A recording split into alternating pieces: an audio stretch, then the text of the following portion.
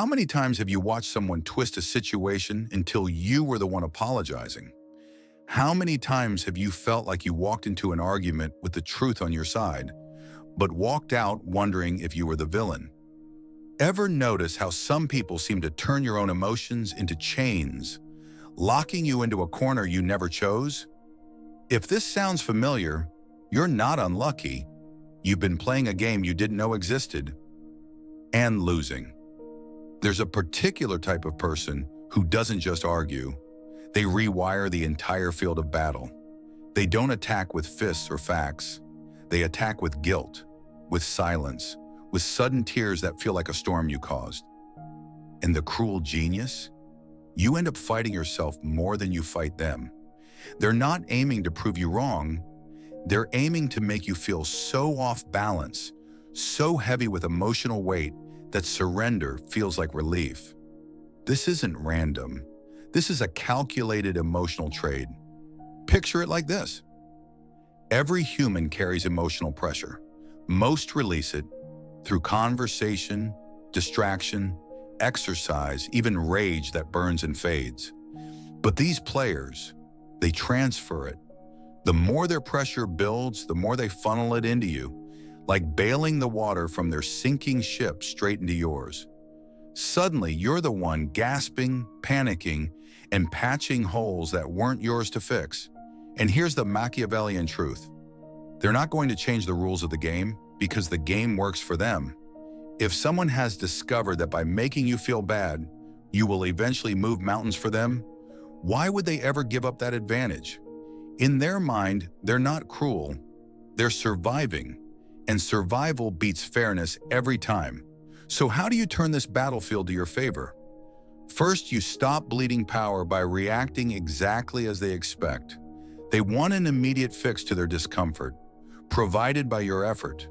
When the tears fall, the accusations drip like poison, or the silence suffocates the air, your instinct will scream to make it stop, don't.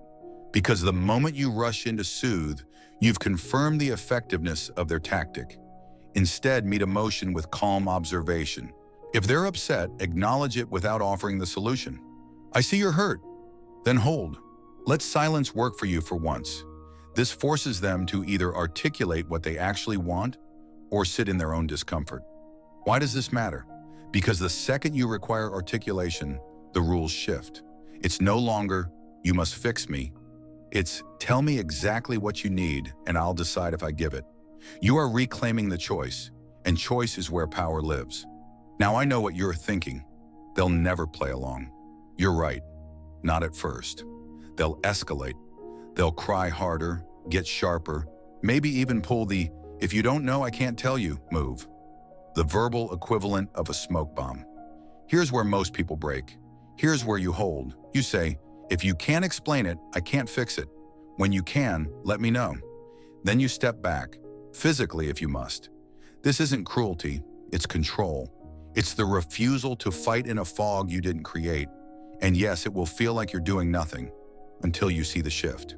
Because eventually their survival instinct will realize that to get what they want, they must speak it. And when they do, they've walked into your arena. The key is remembering, this is not about winning a single argument. It's about changing the pattern entirely. Every time you respond to vague emotional chaos with calm demand for clarity, you're cutting off the fuel to their favorite weapon.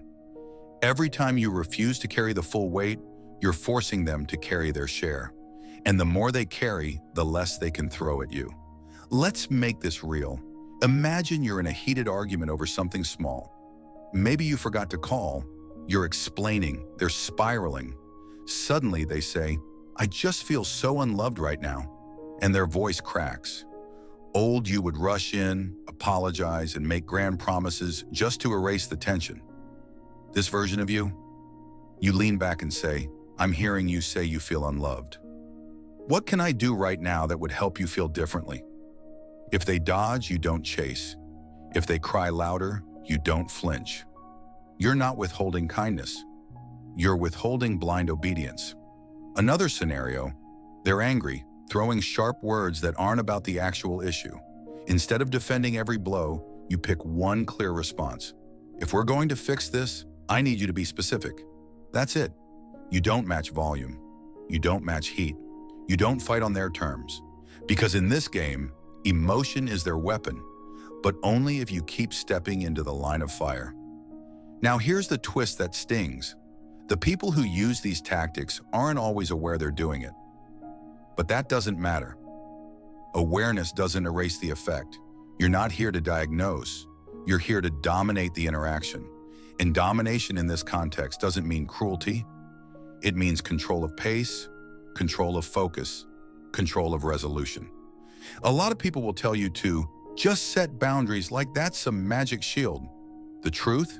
In a game of psychological warfare, boundaries are not walls. They're tripwires. Their purpose is to alert you the moment the other person tries to cross into your mental territory so you can respond strategically, not emotionally. And the more you train yourself to respond in this calculated way, the more predictable you become, not to them, but to yourself.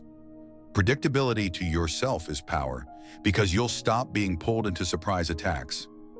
Ask yourself, how many times have you walked away from a fight thinking, why did I give in? Why did I let it happen again?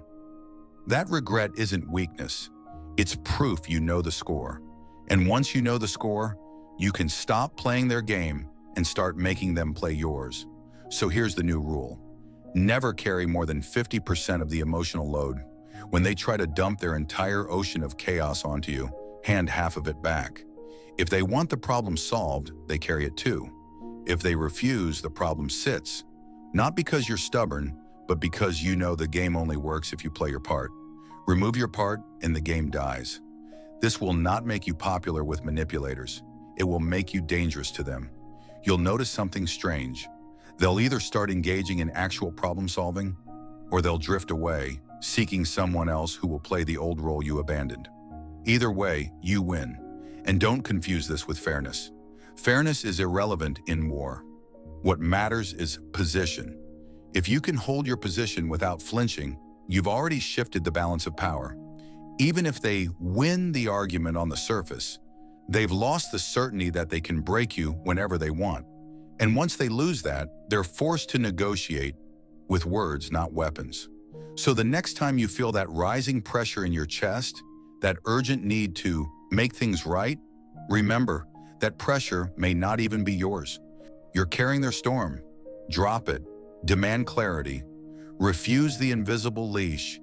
And above all, never forget, in every emotional battlefield, the one who controls the terms controls the outcome. Because in the end, it's not the loudest voice that wins. It's the one who refuses to be moved. And that can be you, starting now.